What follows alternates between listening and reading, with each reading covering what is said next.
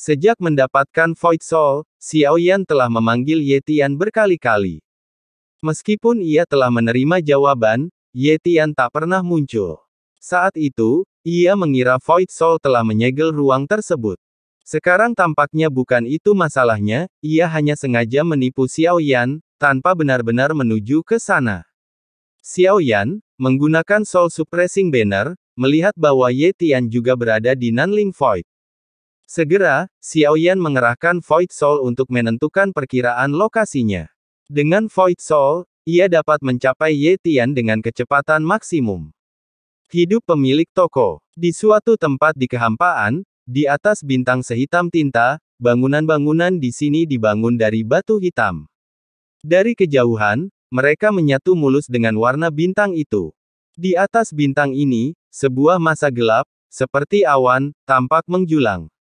Pengamatan lebih dekat mengungkapkan titik-titik hitam yang tak terhitung jumlahnya. Baru ketika ia mendekat, ia menyadari bahwa itu hanyalah garis-garis.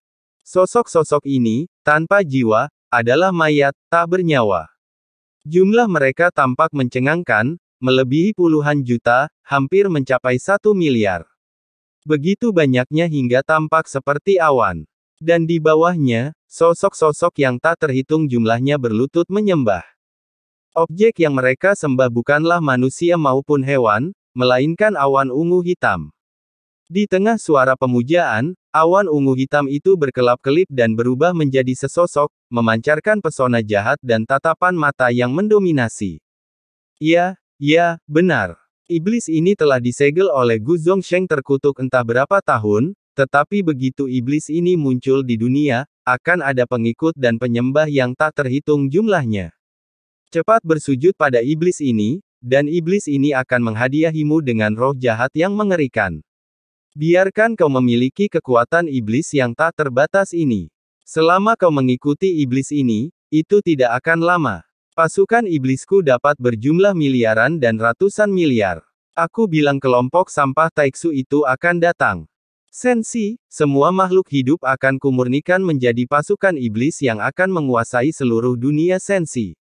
Suaranya bagaikan guntur yang menggelegar, membawa tekanan yang tak terbantahkan dan mendominasi, mengintimidasi semua makhluk yang merayap di sini.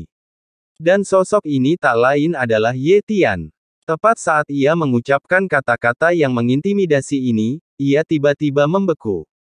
Sialan, pikirnya, mencoba mengendalikan iblis ini. Ye Tian, kenapa kau belum kembali? Sebuah suara muncul entah dari mana. Dengan tangan terentang, ia menatap aliran tak berujung para penyembah di bawah dengan seringai ganas. Jangan kira bendera yang robek bisa mengendalikan iblis ini. Jangan pernah. Dunia ini luas. Berharap kau bisa menemukan iblis ini adalah hayalan. Iblis ini adalah iblis terhebat di 9 alam. Bahkan jika kau berani datang dan menemuiku sekarang, aku akan menghancurkan kepalamu hingga ke perutmu. Ye Tian mengumpat, gelombang aura pembunuh menyebar liar, membuat banyak sosok di bawah terpaku. Tak jauh dari Ye Tian berdiri sesosok anggun. Alisnya sedikit berkerut, rambutnya ungu, dan ada tanda unik di antara alisnya. Dalam radius 100 kaki darinya, tak ada rumput yang tumbuh, dan tak seorang pun berani mendekat. Di sisi lain sosok anggun ini berdiri sosok lain, setengah berlutut, dengan ekspresi menantang di wajahnya. Namun, Ye Tian tidak memperhatikan postur atau ekspresi mereka. Seolah-olah di matanya, mereka semua seperti semut, jadi sikap mereka tidak penting. 2 jari, dan mereka semua mati. Sangat arogan, bisik pria itu. Jika Xiaoyan melihat ini, bahkan setelah hampir 10.000 tahun, ia akan langsung mengenali Kaisar Jiwa, yang jelas telah ia bunuh 2 kali. Namun, ia tidak binasa, melainkan dihidupkan kembali, kekuatannya meningkat ke level Kaisar Abadi. Ia menganggap dirinya jenius yang tak tertandingi, dan jika bukan karena kendali istana 10.000 iblis, Kaisar Jiwa pasti sudah lama pergi. Bahkan setelah bertahun-tahun, api dendam masih membara di dalam dirinya. Dan setiap tahun berlalu, dendam yang terpendam di dalam dirinya ini semakin kuat. Ia yakin kekuatannya saat ini melampaui 10.000, dan bahkan dengan yakin percaya bahwa kekuatannya melampaui Xiaoyan. Ia bahkan tidak menganggap serius Ye Tian. Cepat berlutut, kata sesosok di samping Kaisar Hun Tian. Begitu pikirannya bergerak, kita semua akan berubah menjadi boneka. Sesosok itu berteriak. Begitu kata-kata itu terucap, Kaisar Hun Tian langsung menundukkan kepala, tak berani bertindak gegabah. Tapi pemilik, Istana 10.000 Iblis kita telah beroperasi selama 10.000 tahun dan akhirnya berkembang. Apakah kita akan menyerahkannya begitu saja? Hun Tiandi tidak mau menyerah. Sepertinya setelah bertahun-tahun, mentalnya masih belum berkembang pesat. Atau mungkinkah status yang telah diberikan kepadanya di Istana 10.000 Iblis selama bertahun-tahun membuatnya sedikit merasa benar sendiri. Namun sosok di sampingnya tetap diam. Jelas bahwa ia adalah pemilik Istana 10.000 Iblis, bukan orang jahat di atas kepalanya. Dia secara misterius muncul dan datang ke Aula 10.000 Iblis yang sangat tersembunyi. Dia memperlakukan tempat ini sebagai salah satu dari 7 pangkalan iblis yang tak terhitung jumlahnya menempati bintang ini. Dia tidak tahu seperti apa keberadaannya, tetapi kekuatan dan wilayahnya berada di luar jangkauan kita. Sekarang kita hanya bisa mentolerirnya. Pemilik Aula 10.000 Iblis menggelengkan kepalanya dan berkata, dia berlutut dengan satu lutut. Pahami, menyelamatkan hidupmu adalah hal yang paling penting sekarang. Siapa bosnya di sini? Keluarlah ke iblis ini. Ye Tian memberi perintah. Pemilik Aula 10.000 Iblis gemetar seluruh tubuhnya, melangkah maju dengan gemetar, dan hampir membenamkan kepalanya di dadanya.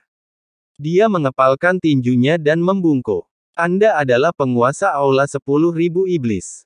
Saya hanya mantan. Saya harap pemiliknya akan mengampuni nyawa saya. Pria itu menundukkan kepalanya dan membungkuk, dengan sangat hormat. Tidak buruk. Sangat masuk akal. Iblis ini sangat menghargai roh jahatmu, jadi aku akan memberikannya kepadamu. Setelah Ye Tian selesai berbicara, tanpa menunggu reaksi pemilik Aula 10.000 Iblis, roh jahat hitam dan merah langsung menyerbu keluar. Melalui 7 lubang, roh jahat itu mengalir ke dalam tubuhnya. Tiba-tiba, cahaya merah menyala di mata pemilik Aula 10.000 Iblis. Tubuhnya tegak, tangannya terkepal di belakang punggung, dan ia memancarkan aura yang mendominasi, haha. Ya, itulah dirimu yang sebenarnya. Iblis ini menyukai orang yang mendominasi, bukan pengecut. Semakin arogan dirimu, semakin baik. Untuk menjadi pembangkit tenaga listrik papan atas, kau harus sombong. Ye Tian tertawa dan menatap pemilik Aula 10.000 Iblis. Kaisar Hun Tian segera bergerak dan datang di depan Ye Tian.